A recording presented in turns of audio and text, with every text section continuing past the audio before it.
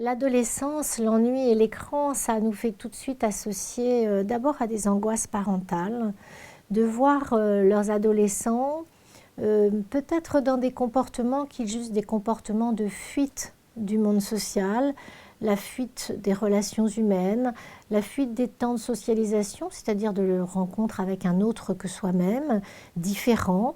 Comment est-ce qu'on supporte d'être avec un autre qui ne pense pas pareil, qui ne vit pas pareil, qui n'a pas les mêmes sentiments.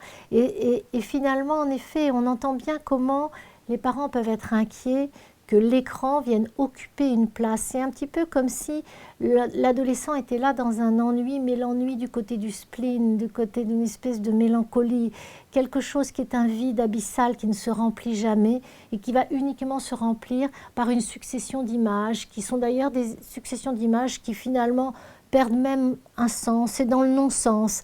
Et c'est une surcharge de sons, de lumière, de couleurs, mais qui ne viennent pas construire un récit. C'est un peu ça qui inquiète les parents. C'est que leur adolescent quitte le monde social dans le sens quitte la place de l'humanisation, la place de la parole, la place des mots qui racontent, les mots qui partagent, les mots qui supportent le monde qui nous entoure. C'est à ce moment-là qu'il y a des inquiétudes sur la place qu'occupent les écrans comme qui fait barrage finalement au grandir de l'adolescent. Parce que quand on est adolescent, bien entendu, on continue à grandir. D'ailleurs, je dis et redis qu'on grandit toute la vie. Pour devenir parent, il faut grandir. À chaque fois, il y a une transformation. Il y a une transformation interne extrêmement profonde. Quand on est parent et qu'on doit supporter les changements de son enfant, du bébé à l'enfant, à l'adolescent, il faut bien que l'adulte, lui aussi, progresse avec son enfant. Donc, il va y avoir un mouvement du grandir, tant du côté de l'enfant que du côté du parent.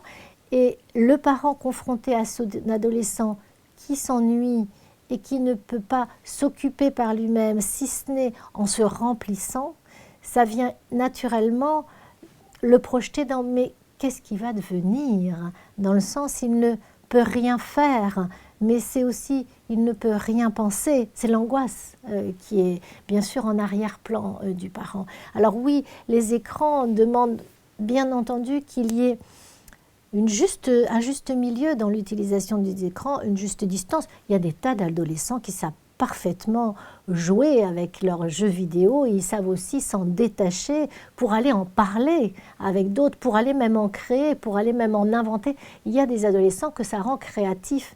Donc la question n'est pas forcément d'attaquer l'écran en tant que tel, mais de voir quelle place il occupe.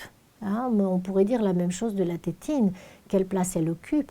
Est-ce qu'elle est un prolongement de satisfaction pour un bébé qui, après avoir été nourri, a encore besoin de suçotement ludique, qui l'amène à un apaisement? Ou bien est-ce qu'on lui met la tétine pour le faire taire, parce qu'il pleure trop, parce qu'on ne veut plus l'entendre, et on va le remplir d'une tétine qui va lui boucher son espace bouche. Donc vous voyez là encore, on va être dans des questions parentales face à qu'est-ce que l'enfant fait du temps, de cet écart que lui offre l'ennui finalement, on pourrait l'appeler comme ça.